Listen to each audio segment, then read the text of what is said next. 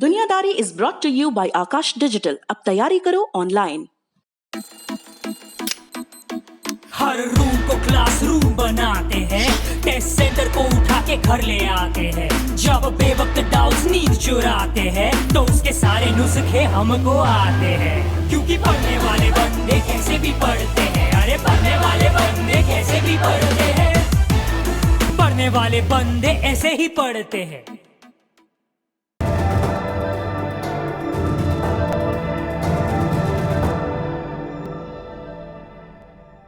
अलग अलग किताबों में, बुजुर्गों की किताबों में सृष्टि के विनाश के बारे में लिखा है, प्रलय के बारे में लिखा है कि किस तरह से एक नाव पर कुछ लोग सवार हुए, कुछ और चीज़ें सवार की गई और धरती बची रही। इसमें सबसे ज़रूरी चीज़ क्या थी?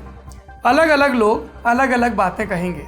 जैसे हम आपसे कहेंगे कि हमने शूट शुरू कर दिया और पंखा बंद नहीं हुआ। भाई साहब पंखा बंद कर दो, जनता नाराज होगी। चलिए, अलग अलग लोग अलग अलग बातें कहेंगे। पंखा भी बंद हो गया है और अब हम कहेंगे कि सबसे ज़रूरी चीज़ है बीज को बचाना। हिंदी के एक महान कवि हैं विनोद कुमार शुक्ल, वो तो पत्थर के बीज को भी बचा लेना चाहते हैं। लेकिन यही बीज क्या किसी के विनाश का कारण बन सकता है? क्या कोई देश दूसरे देश को बर्बाद करने की साजिश कुछ बीजों के जरिए रच सकता है? क्या चीन दूसरे देशों में बीज भेजकर इस तरह की कोई साजिश रच रहा है? नमस्ते, मेरा नाम सौरभ द्विवेदी है और आप ललन टॉप का ग्लोबल न्यूज़ बुलेटिन दुनियादारी देख रहे हैं। आज आपको एक सरप्राइज पार्सल की कहानी सुनाएंगे जो बिना ऑर्डर मुफ्त लोगों के घर पहुंच रहा है, जिसके ऊपर लिखा होता है ज्वेलरी, और जब उसे खोलते हैं तो भीतर गहना नहीं निकलते हैं बीज, देखने में हार्मलेस और ख़तरनाक इतने कि पूरी इकोलॉजी को तबाह कर दें, खेती का सिस्टम बिगाड़ दें, जानवरों को मार दें, इंसानों को बीमार कर दें। और दिलचस्प बात ये कि हज़ारों रैंडम लोगों को भेजे जा रहे ये पार्सल किसी एक खास जगह से आ रहे हैं। क्या है पूरा मामला, विस्तार से समझते हैं। अमेरिका में लुसियाना नाम का एक प्रांत है। 24 जुलाई की बात है। यहाँ रहने वाले एक आदमी को अपने घर के बाहर लगे मेल बॉक्स में एक अज्ञात पार्सल मिला, बिना किसी ऑर्डर, बिना किसी भुगतान के।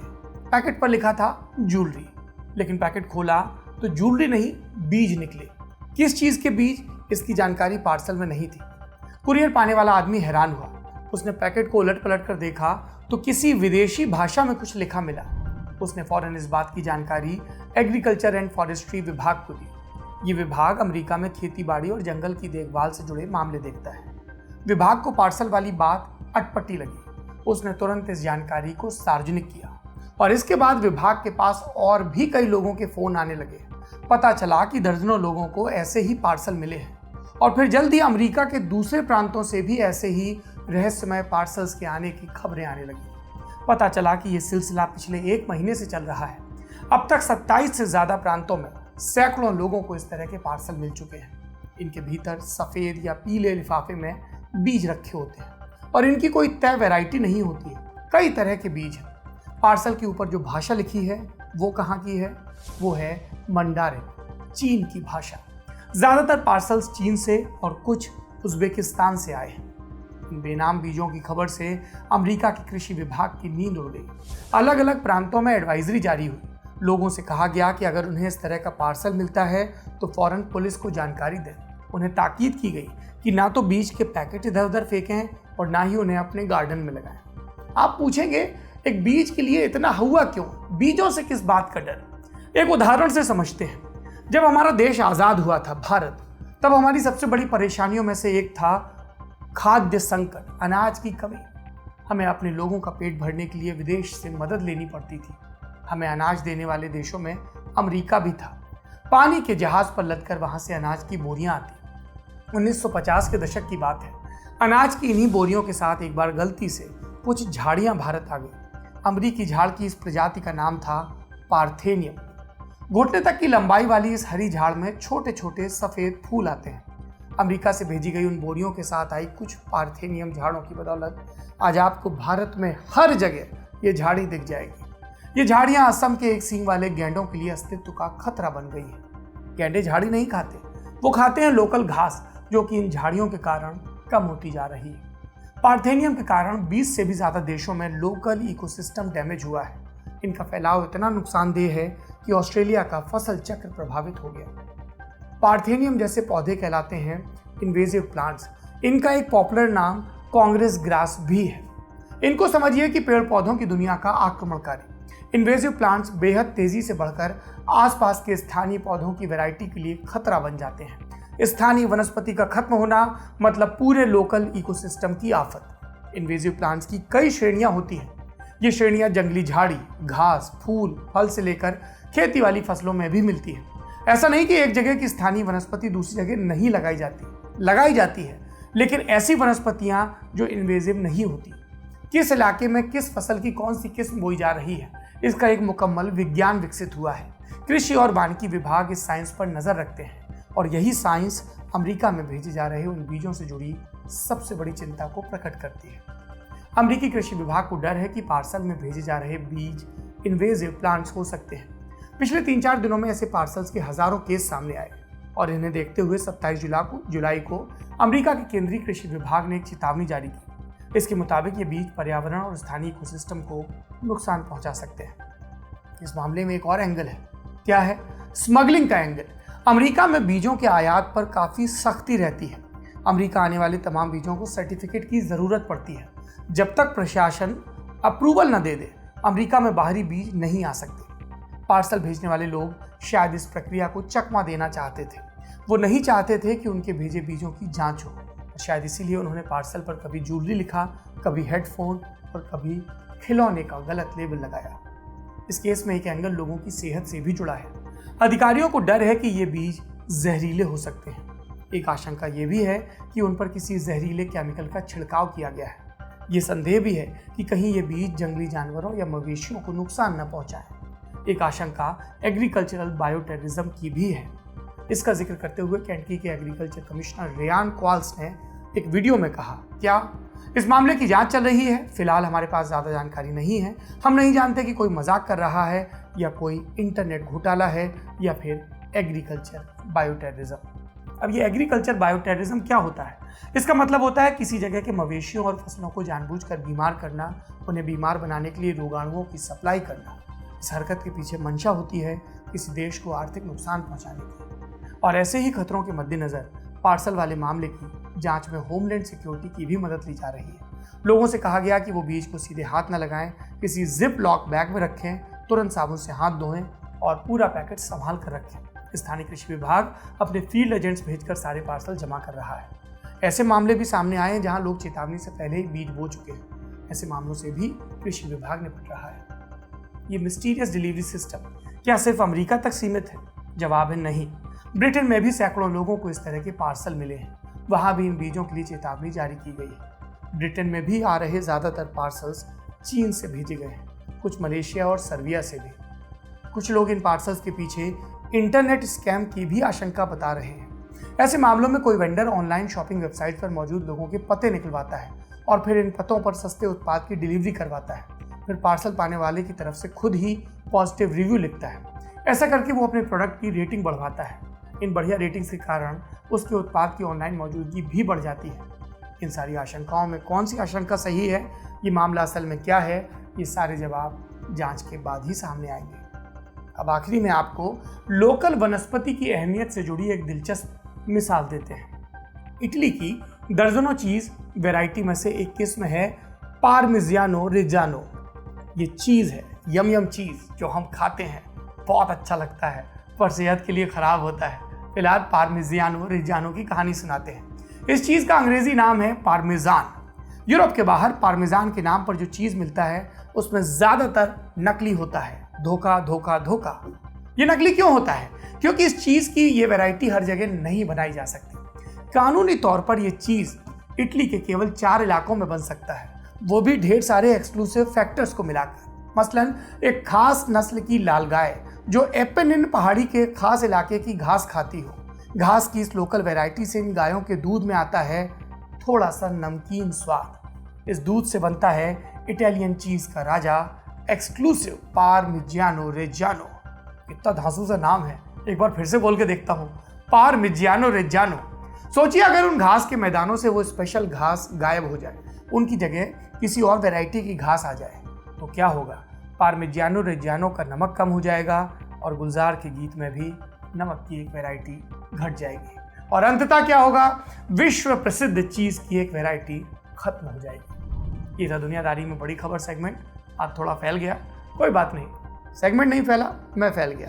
हमारे विश्वविद्यालय में बाबागिरी करने को, अपनी लंतरानियां झोंकने को फैलना कहते हैं। आपके विश्वविद्यालयों में, आपके कॉलेज कैंपस में जबान कौन सी चलती है, कौन कौन से टर्म्स चलते हैं, आज कमेंट बॉक्स में यही बता डालिए। अब बढ़ते हैं सुर्खियों की तरफ। पहली सुर्खी है मलेशिया से। यहाँ पूर्व प्रधानमंत्री नजीब रजाक भ्रष्टाचार के केस में दोषी पाए गए, उन्हें 12 साल जेल की सजा हुई। ये पहली बार है जब मलेशिया में किसी लीडर को करप्शन के केस में सजा मिली हो। नजीब के सपोर्टर्स का आरोप है कि उन्हें राजनीतिक कारणों से टारगेट किया जा रहा है। भारत में भी आप खूब सुनते होंगे, जब नेताजी नपते हैं तब यही लॉजिक देते हैं। दूसरी सुर्खी ऑस्ट्रेलिया से है। 2019 में यहाँ बहुत बड़े स्तर पर आग लगी थी। अब वैज्ञानिकों ने बताया कि इस आग से करीब 300 करोड़ जानवर प्रभावित हुए। आई रिपीट, 300 करोड़ जानवर या तो मारे गए या विस्थापित हो गए। World wide fund for nature ने अपनी रिपोर्ट में इसे वन्य जीवों के लिए आधुनिक इतिहास की सबसे बुरी आपदा बताया है। तीसरी सुर्खी दक्षिण अफ्रीका से है। अंतर्राष्ट्रीय मुद्रा कोष ने दक्षिण अफ्रीका के लिए 32,187 करोड़ रुपए के कर्ज की मंजूरी दी है। ये रकम कोरोना से लड़ने के लिए दी गई है। ये पहली बार है जब IMF दक्षिण अफ्रीका को लोन दे रहा है। पिछले दिनों न्यू डेवलपमेंट बैंक और अफ्रीकी विकास बैंक ने भी साउथ अफ्रीका को कर्ज दिया था। पूरे अफ्रीका में कोरोना से बुरा हाल है। UN ने अफ्रीका को सबसे ज्यादा प्रभावित कोरोना से इलाकों में रखा है। ये थी सुर्खियां। अब बढ़ते हैं हमारे आखिरी सेक्शन की तरफ, जिसका नाम है तारीख। आज तारीख है 28 जुलाई और इसका इतिहास जुड़ा है एक भयानक आपदा से। ऐसी आपदा जिससे मिनटों में लाखों लोगों की जान चली गई। ये बात 44 साल पुरानी है। तारीख थी 28 जुलाई 1976 और जगह चीन के हेबेई प्रांत का तंगशान शहर। तड़के सुबह करीब 3:45 बजे होंगे जब एक जोरदार धमाके जैसी आवाज के साथ पूरा शहर भूकंप से हिल गया। केवल 23 सेकंड लंबे भूकंप ने शहर के लगभग 90% हिस्से को पाट दिया, समतल कर दिया। सारी इमारतें धराशायी हो गई। रेल की पटरियां, पुल, हाईवे सब धंस गए। भूकंप के समय करीब करीब सारे ही लोग अपने घरों में सो रहे थे। ऐसे में उन्हें संभलने या बाहर भागने का मौका ही नहीं मिला। वो अपने घर के मलबे में दब गए। तंगशान शहर के नजदीकी इलाकों में कोयले समेत कई तरह की खदानें थी। भूकंप के कारण खदानों में जहरीली गैसें रिसने लगी। कई खदानें भी धंस गई। रात की पाली में काम कर रहे सैकड़ों लोग इन्हीं खदानों के नीचे दबकर मर गए। तंगशान शहर की कुल आबादी करीब 10 लाख थी। इनमें से 2.5 लाख लोग इस भूकंप में मारे गए। जो बचे वो बेघर हो गए। मौत का यह आंकड़ा सरकारी है। आशंका है कि मृतकों की असल संख्या 5 लाख के पार थी, लेकिन लीपापोती के चक्कर में सरकार ने संख्या कम करके बताई। इन आधिकारिक मौतों के हिसाब से ये भूकंप मानव इतिहास का तीसरा सबसे बड़ा भूकंप माना जाता है। कहते हैं इस भूकंप के कुछ रोज पहले से ही तंगशान और इसके आसपास के इलाकों में अजीबोगरीब चीजें हो रही थी। मसलन कभी कुएं का पानी ऊपर चढ़ता, कभी बहुत नीचे चला जाता, कभी चूहों के झुंड बेतहाशा कहीं दौड़ते हुए दिखते। ऐसा भी कहा जाता है कि 27 जुलाई 1976 को भी लोगों ने इस इलाके में अजीब सी रोशनी देखी थी। लोग मानते हैं कि इन संकेतों में भूकंप आने की चेतावनी छिपी थी। आज की दुनियादारी में इतना ही। बत्ती आती है, बत्ती जाती है, जिंदगी का सिलसिला है, ऐसे ही आगे बढ़ता है। पर कुछ सिलसिले निर्बाध चलते रहने चाहिए, जैसे आपका दुनियादारी या फिर हमारा और आपका संवाद। आखिरी में ये संगीतमय प्रस्तुति एक शिकायत के साथ। आप रोज रोज म्यूजिक के वीडियो देख लेते हैं, लेकिन ये म्यूजिक के वीडियो जिस सोर्स से आते हैं, इंस्टाग्राम पर जो लल्लन टॉप की नई पहल है लटक, लल्लन टॉप कविताएं, कहानियां, कॉमिक किस्से जो आप भी भेज सकते हैं, आप उसको फॉलो नहीं करते। भाई साहब फॉलो ही होता है ना। हाँ, कल एक भाई साहब हमको हौंक रहे थे, एक वीडियो के नीचे कमेंट लिख रहे थे कि बोल देते हो सब्सक्राइब करो। इंस्टाग्राम पर सब्सक्राइब नहीं होता। भाई साहब सब चीज़ें हमको नहीं पता है, हमसे गलती हो जाती है। आप विद्वान व्यक्ति हैं, आपने टोक दिया, हमने ठीक कर दिया, आगे भी टोका टाकी चलती रहे। फिलहाल हम चलते हैं, अपना ख्याल रखिए, शुक्रिया। कोई अधूरा पूरा नहीं होता और एक नया शुरू होकर नया अधूरा छूट जाता। शुरू से इतने सारे कि गिने जाने पर भी अधूरे छूट जाते, परंतु इस असमाप्त अधूरे से भरे जीवन को पूरा माना जाए। अधूरा नहीं कि जीवन को भरपूर जिया गया। इस भरपूर जीवन में मृत्यु के ठीक पहले भी मैं एक नई कविता शुरू कर सकता हूँ।